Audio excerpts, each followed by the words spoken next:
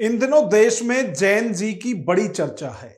खास तौर पर नई जनरेशन के व्यवहार को लेकर कॉकरोच जनता पार्टी के छात्र आंदोलन में जिस तरह से पीएम मोदी को लेकर भद्दी भद्दी गालियां दी गई, उसके बाद तो युवाओं के संस्कारों को लेकर देश भर में बहस छिड़ी हुई है कि आखिर ये बच्चे इतनी कम उम्र में ऐसी गालियां सीख कहां से रहे हैं।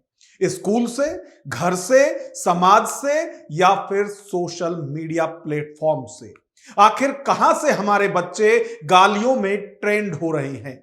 बहस तो इस बात पर भी हो रही है कि लोगों से गालियां खाने वाले पीएम मोदी इकलौते प्रधानमंत्री हैं, वरना अब तक की सरकारों में किसी की मजाल जो प्रधानमंत्री को गाली तो दूर, उनके लिए चूं तक भी कर दे।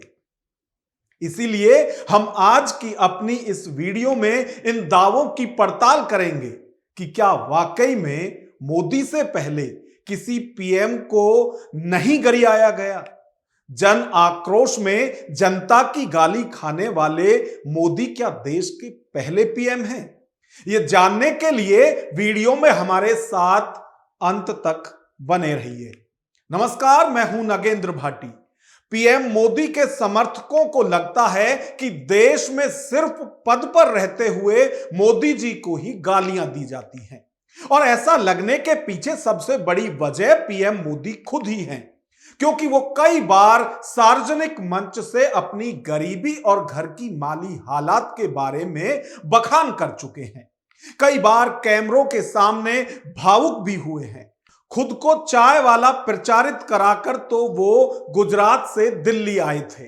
इसलिए समर्थकों को लगता है कि विपक्ष मोदी को टारगेट करता है। पीएम मोदी के अब तक के शासन में उनके निशाने पर गांधी परिवार रहा है। वो उन्हें नामदार और खुद को कामदार कहते हैं। यानी पीएम मोदी की नजर में सबसे पावरफुल पॉलिटिकल फैमिली गांधी परिवार ही है। तो पीएम मोदी और गांधी परिवार के प्रधानमंत्रियों की ही तुलना करते हैं कि जब जनता नाराज हुई तो जन आक्रोश में प्रधानमंत्रियों पर कैसी टिप्पणियां की गई। लोकतंत्र में प्रदर्शनों में गालियां आज से नहीं, आजादी के बाद से ही दी जाती हैं। जो गालियां इंदिरा जी को दी जाती थी, उनके आगे तो पीएम मोदी को दी गई गालियां कुछ भी नहीं। याद कीजिए, इंदिरा शासन में नसबंदी का दौर, लोगों को पकड़ पकड़ कर जबरन नसबंदी की जा रही थी। तब इंदिरा जी प्रधानमंत्री थी और लोग नारा लगाते थे, इंदिरा हटाओ, इंदिरी बचाओ। चार चवन्नी थाली में, इंदिरा गांधी नाली में। इससे भी भद्दी गाली सुन लो, आम की लकड़ी कादो कीचड़ में, इंदिरा गांधी डॉट डॉट भादों में। क्या इससे बड़ी गाली हो सकती है? इंदू जी क्या हुआ आपको, सत्ता की मस्ती में भूल गई बाप को। इंदिरा गांधी शायद ही रेडियो पर आकर रोई हो कि मुझे और मेरे बाप को गाली दे रहे हैं। यह तो बात हुई इंदिरा गांधी की।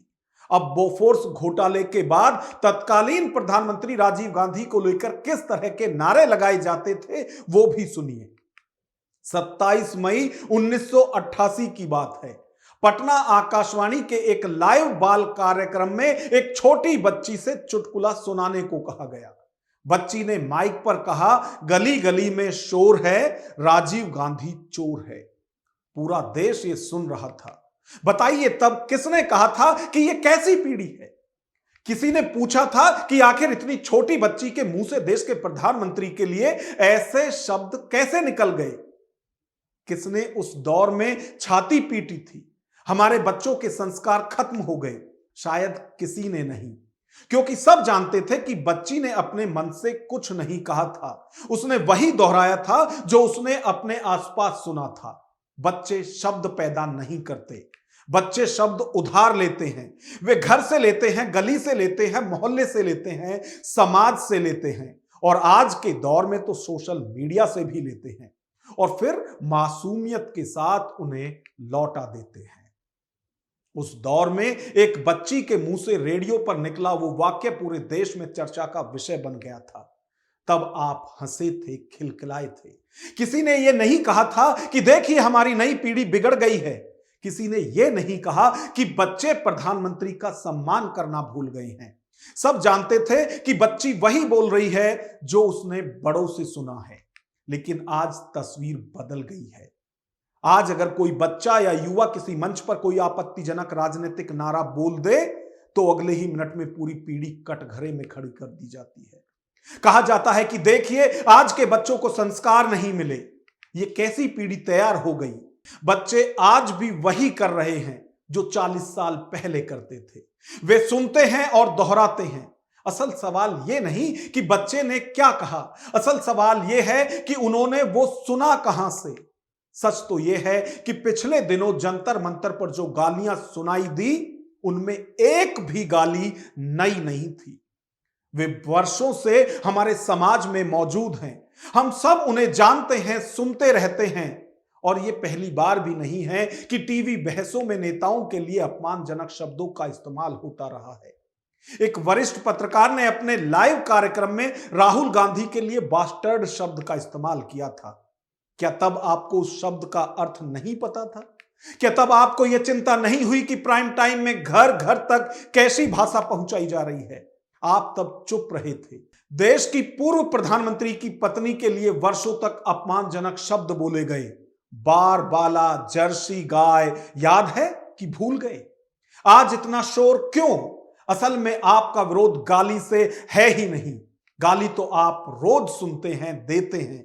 घर में, दफ्तर में, सड़क पर, ट्रैफिक सिग्नल पर, टीवी की बहसों में और सोशल मीडिया पर।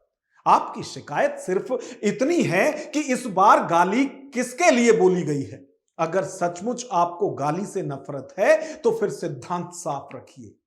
अभी कहिए कि गली गली में शोर है, राजीव गांधी चोर है, कहना भी गलत था। वो बच्ची असंस्कारी थी। अभी कहिए कि इंदिरा गांधी के लिए अश्लील नारे लगाना भी गलत था। अभी कहिए कि किसी नेता या उसके परिवार के लिए अपमानजनक बार बाला, जर्सी गाय भाषा गलत थी। सिद्धांत व्यक्ति देखकर नहीं बदलने चाहिए। मैं स्पष्ट करता हूं कि हम कभी गाली के पक्ष में नहीं रहे। न तब जब इंदिरा गांधी के लिए अश्लील नारे लगाए गए, न तब जब वो राजीव गांधी के लिए बोली गई, न आज जब मोदी के लिए बोली जा रही हैं। लोकतंत्र की ताकत तर्क से बढ़ती है, गाली से नहीं।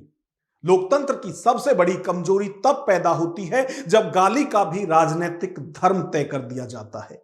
जब एक ही शब्द, एक ही अशालीनता और एक ही अपराध व्यक्ति बदलते ही सही और गलत हो जाए, तब समझ लीजिए कि समस्या भाषा में नहीं, समस्या हमारी ईमानदारी में है।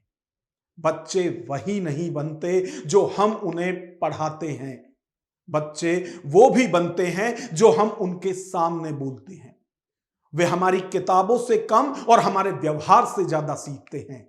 इसलिए अगली बार जब किसी बच्चे के मुंह से कुछ कड़वा राजनीतिक वाक्य सुने तो उससे पहले अपने घर की बातचीत याद कीजिए, अपने नेताओं की भाषा याद कीजिए, अपने टीवी स्टूडियो की भाषा याद कीजिए, अपने सोशल मीडिया की भाषा याद कीजिए।